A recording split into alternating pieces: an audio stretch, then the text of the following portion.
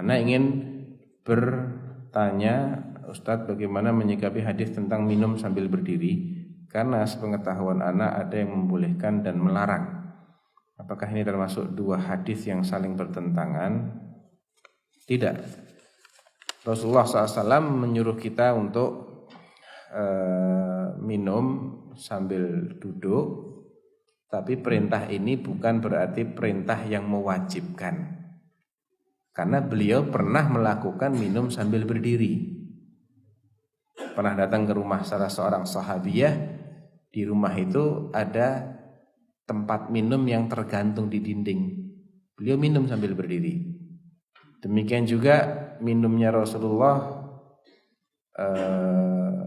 sallallahu alaihi wasallam di saat beliau haji wada, ya, di sumur Zam-Zam beliau minum sambil berdiri. Jadi minum sambil berdiri itu ketika diperlukan tidak ada masalah. Tidak ada masalah. Itu bukan larangan, bukan. Jadi perintahnya sifatnya anjuran. Kalau ada hadis yang mengatakan man syariba qa'iman falyataqayya, itu hadisnya dhaif.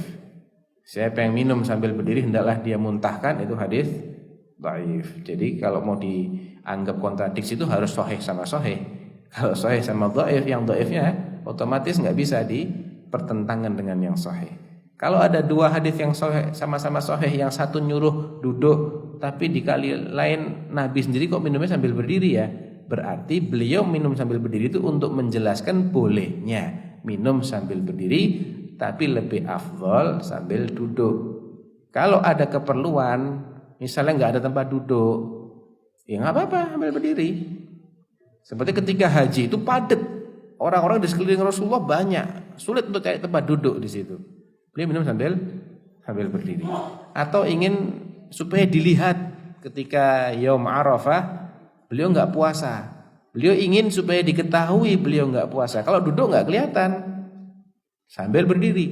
Ini loh, bagi yang haji tidak disunahkan untuk puasa Arafah. Disunahkannya untuk tidak puasa. Jadi kalau ada hajah, ada keperluan, silahkan minum sambil berdiri.